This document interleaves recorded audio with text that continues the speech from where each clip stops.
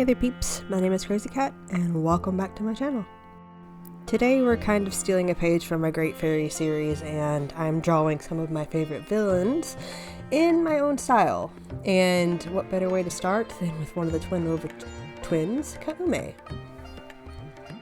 Now for those of you who don't actually know who these people are, they are the surrogate mothers of Ganondorf from the Ocarina of Time, Legend of Zelda.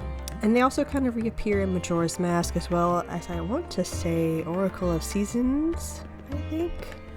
Don't quote me on that, I'm not for sure. I've actually never played those games. I do know that they are villains throughout the Legend of Zelda series. They do actually make a reappearance in the most recent Legend of Zelda game, even for just a brief moment. As I said before, I know them from Legend of Zelda Ocarina of Time and Majora's Mask. In Ocarina of Time, they are one of the main villains, as in you have to defeat them in order to complete the quest. And in Majora's Mask, they kind of take a turn. They kind of become more of a, I won't say helpful, but they are helpful because they own a potion shop and you have to end up helping them in order to progress the story, at least to get through the swamp in Majora's Mask. So it's like two sides of the same coin with them, mostly because whether or not you believe in the theories of Majora's Mask or not, that sort of thing. Now I'm starting with Koume because it's speculated, well, with the little information that I could find on these other twins, is that they consider her to be the oldest because she tends to act as the leader of the two, usually appearing to make the decisions first, and her sister follows through. Now, some small random facts about Koume as well as her twin sister Kuretake.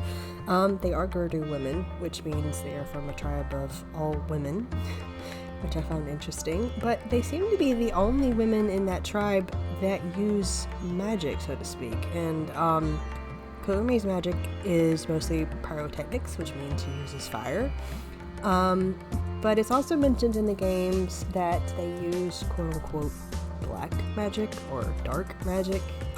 They've been known to brainwash people, at least to join their side, that sort of thing.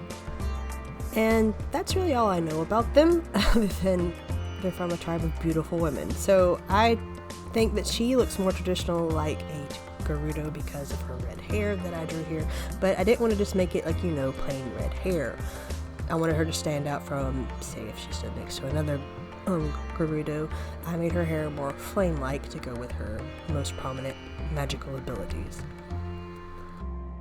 Now, one of the things that I did not do was they were described as having greenish tan skin. I didn't want to do that, just mostly I didn't trust my own mixing ability for it to like come out looking muddy. Also, part of me is just like, why do they have to stand out with green of all colors? But you know, that's how they're described, that's how Ganondorf is described, and I'm just like, no. I'm just gonna make them tan like everybody else. And in her case, I'm going to anoint her with gold because that seems to go more with her element, that sort of thing. So yeah, I've never actually, like, when you're introduced to these characters, they're 400-year-old women on broomsticks, and I'm just like, okay, so we get to fight them at the end of their lives. What would they look like at the beginning of their lives? At the beginning of the... I assume they've been around since the beginning of the Gerudo tribe itself, so part of me was just like, I'm going to draw them as young, beautiful women, mostly because that is my strong suit, and that in...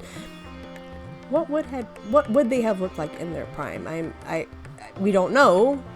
We only get a glimpse of them in, was it Tears of the Kingdom? So, and no offense to their design, wasn't my favorite compared to the other Gerudo women. I'm like, that's not fair. Why do they get the short end of the stick?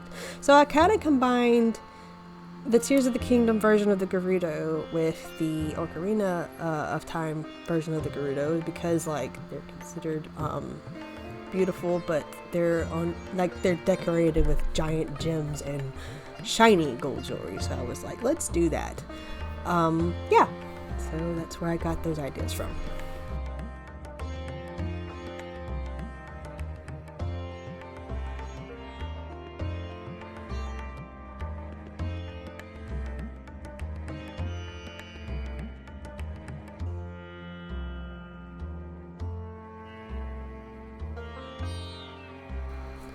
Now, there are a few little errors here and there, mostly human errors. I kept messing up her gem. I kept trying to draw on it when it wasn't dry, but I think it ended up looking pretty cool in the end. Also, a few things, I tried to record the last couple of sessions and apparently my camera was full. I don't know like why. I was deleting things left and right, but it kept fighting me. So a lot of the last bit of drawing and painting details are lost. I do apologize for that, for the random cuts here and there, but as a whole, the whole piece did get recorded. It just wasn't recorded how I would have done it. But regardless, I hope you guys enjoyed this video. As always, the products that I use are listed down in the description box below. And yeah, I hope to see you guys in the next video. Yes, I'll be drawing her twin. Her twin, Kuretake, is actually probably going to look the most different from a Gerudo, but I'll leave it at that. But anyway, as I said, I hope you guys liked this video. If you did, please be sure to hit the like button, subscribe if you want to, and I'll see you guys in the next video. As always, stay nerdy, my friends.